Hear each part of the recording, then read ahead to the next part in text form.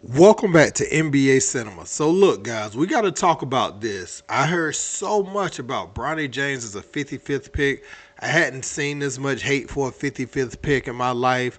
All these comments. Well, the 56th pick for the Golden State Warriors, who faced Bronny James and the Los Angeles Lakers last night, got out there and made an impact.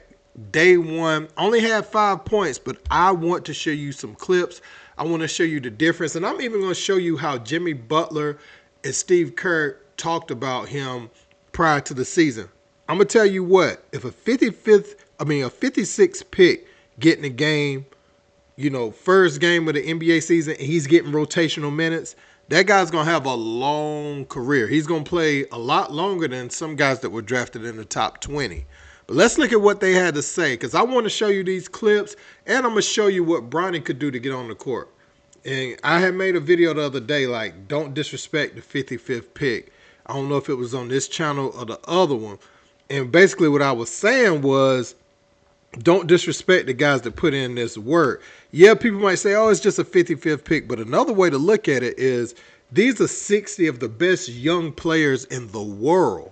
So any one of them have the ability to become an impact player, because it's only 60. They're only taking 60 people out of the whole world that play basketball. So that's kind of how I look at it. But let's get into what they said about it. Right. Yeah, good pass, Trey. Great cut, Will. That kid's pretty good. Yeah, Will. On the other night, all these cuts, he totally knows. Really? Yeah, it's exciting. No, Will gonna be good. Nah, he's good. Yeah. He's good. Now, on this play, Will Richard puts on a clinic of seeing ball. And, man, I'm going to start at this angle, and we're going to switch to the other angle.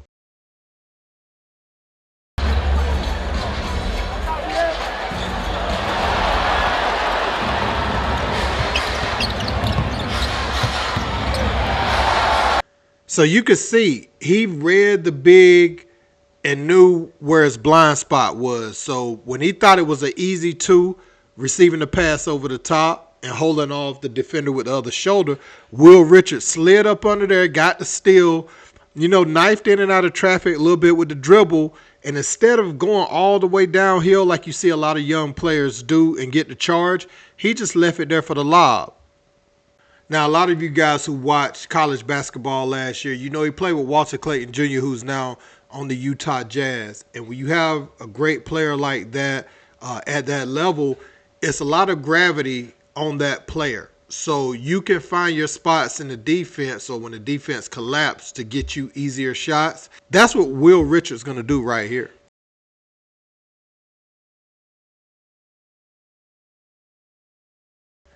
Now, players can get in the habit of ball watching. When it starts to move around a little bit, they can stop rotating on defense. People on the defensive end have a tendency not to box out, especially when it's a long shot. You just looking around seeing where the basketball is.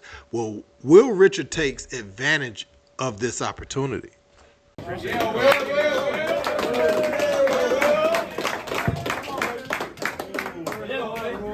So, as a 56th pick, right, we look at Will Richards' college stats, on a well-balanced Florida Gators national championship team.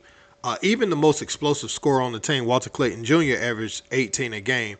That shows you that everyone, found a way to impact games off the ball. And Will Richard was one of the best at that. Him, Denzel Aberdeen, some of those other guys, they were very impactful off the ball.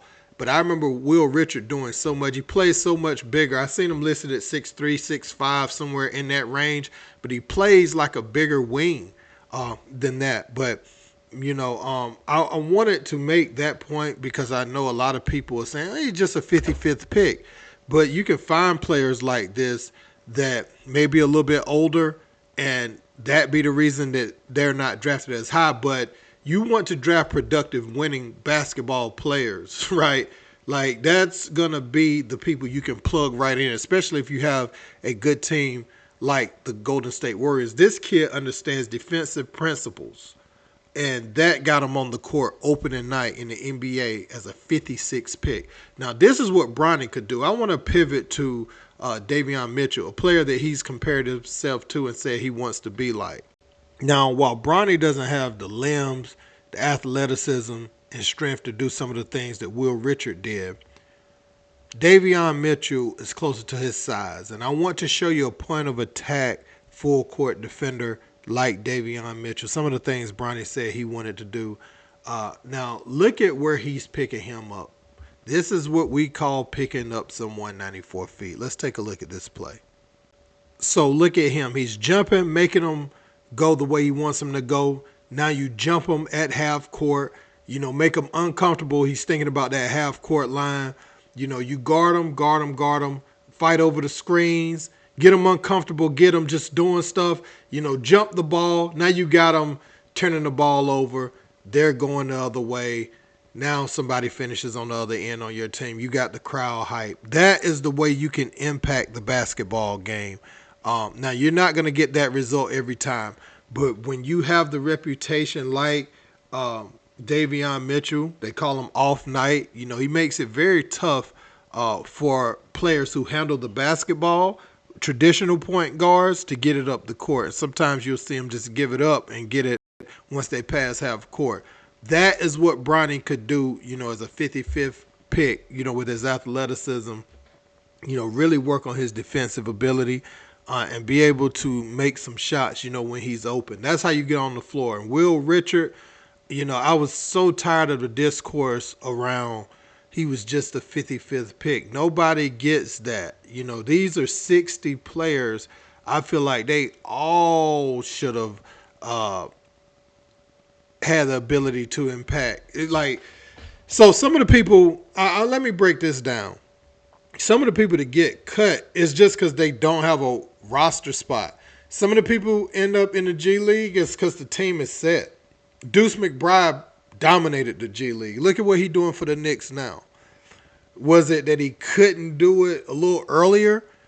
Well, no, not necessarily. It was just, some guys, they had a team contractually bound with a lot of players at his position, similar players of the same size. So, look, some of it is opportunity, some of it's luck, some of it's staying healthy. But what you want to do is be a productive player. And I understood what Jaylen Brown was saying the other day when he said some of the best players is not in the NBA. That's absolutely true.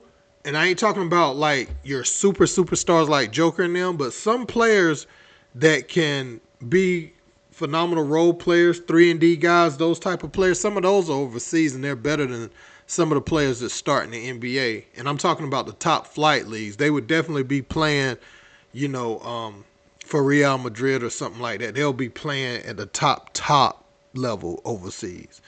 But yeah, man, I just kind of want to look at that. And when you're talking about a 55th, 56th pick, I want certain people to have more respect for those picks. Because a lot of times they're just not drafted based off of upside. Today is an upside game, but a player like Will Richard that won in college, he can help you in the pros. And he's going to play, listen to what I'm telling you, he's going to play a lot longer than a lot of these first rounders that went ahead of him. And that is true because he played 15 minutes opening night on a team that expects to try to compete for a championship. Now let that sink in. A rookie that was taken 55th played that amount of time on opening night, for a team that's wanting to come out the Western Conference, because they added Jimmy Butler. So, yeah, I just want to look at that, talk a little hoops with you guys today. I want to know your opinion on this. Let me know in the comments. Don't forget to like, share, and subscribe. Till next time. Peace.